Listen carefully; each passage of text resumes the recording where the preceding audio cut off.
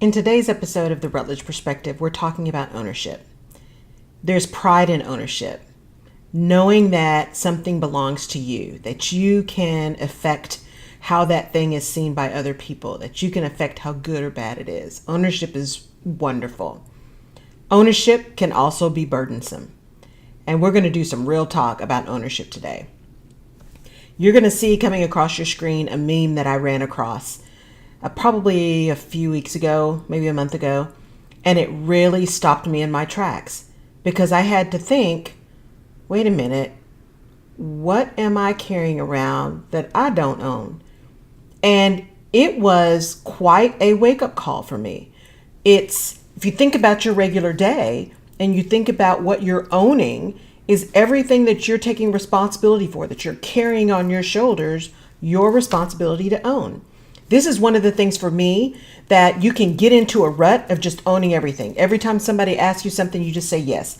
Yes, I can do that. Yes, I can go to the meeting. Yes, I can do the project. Yes, yes, yes, yes. And the next thing you know, not only are you not getting your own stuff done, but you can't even complete the stuff you've said yes to, at least not in the way you'd like to. So we find ourselves going down that path of yes, and you get in that rut of just saying that. It's also one of the things that can lead you to really being ready to jump off the ledge. There's so much coming at you. Everybody wants their deliverable, and you just can't get it all done. So what are you owning that is not yours to own? Often, especially when we are in leadership positions, organizations may have come up through a culture where, because they didn't necessarily trust people or trust their teams, decisions kept getting pushed further up and up and up and up. So you find yourself as a leader making decisions that really should be pushed down at the lower level of the organization. So you should not be owning things that really can be done somewhere else in the organization. Do you really need to own the project that's been given to you? Do you really need to own the function that's been given to you? As a former HR leader, one of the things my team used to tease me about is I would always tell them when they'd come to me with something that another department had asked us or another leader had asked us, often I would say, we do not own that. For example, all of the parties, we do not own that. We have enough things on our plate that we are responsible for and we do own. We can't own everyone else's stuff. So think through your day. The first thing to ask is you're looking through your day and you are tired and you're exhausted and you're owning stuff that you shouldn't own. Real talk. Owning stuff you shouldn't own. What does your day look like? Which calls are you taking? What meetings are you going to? What jobs are you doing? And do you really own all of that? It's the first question to ask yourself. What is my day looking like? What am I spending my time on?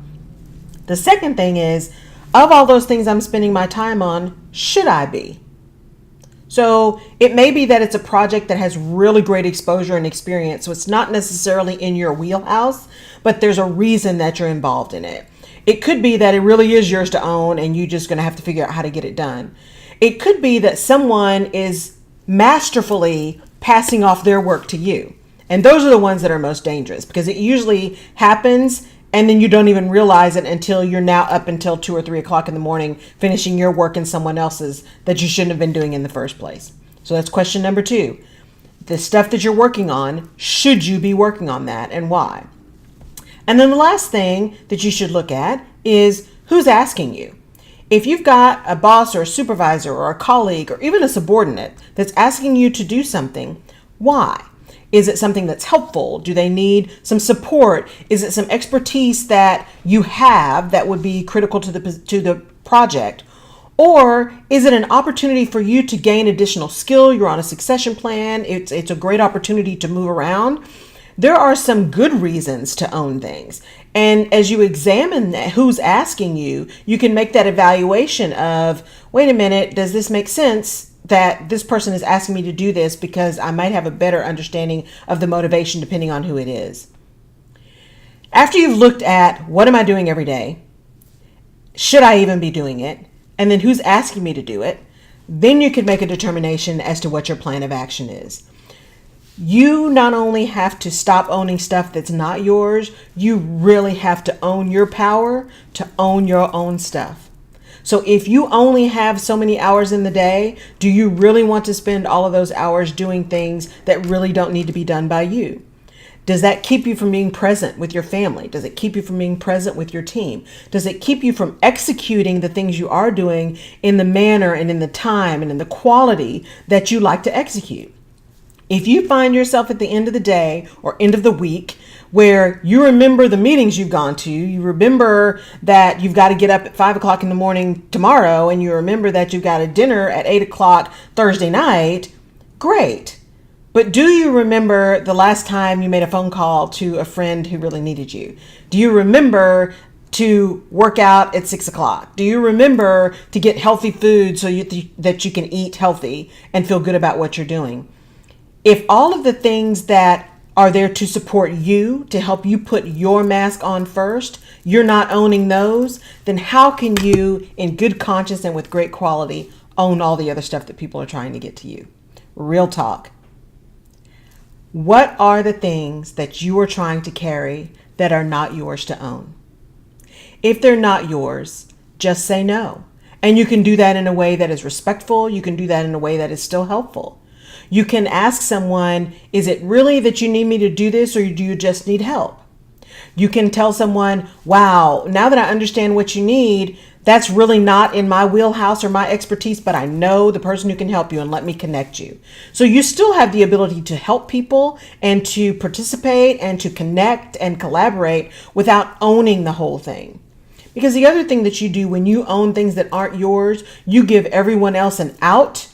If they don't like it or it didn't go well, they've got no skin in the game.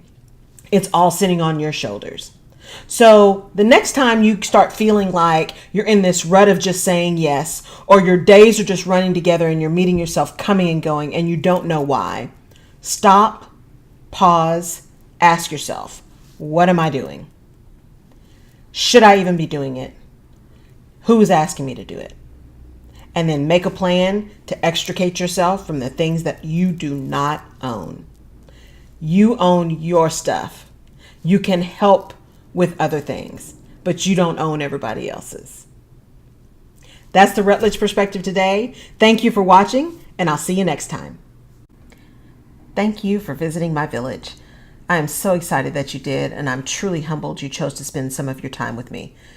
If this or another episode of the Rutledge perspective spoke to you, please give us a great rating. And please leave your comments, as I want to know your perspective on this topic. Your comments form the basis for continuous improvement and additional content, and I take them very seriously. You can find more information on episodes of the show or book a discovery call with me on laurelrutledge.com. You can also follow me on LinkedIn, Facebook, and Twitter. Oh, and if there's someone you think would enjoy or benefit from the Rutledge perspective, please pass it along.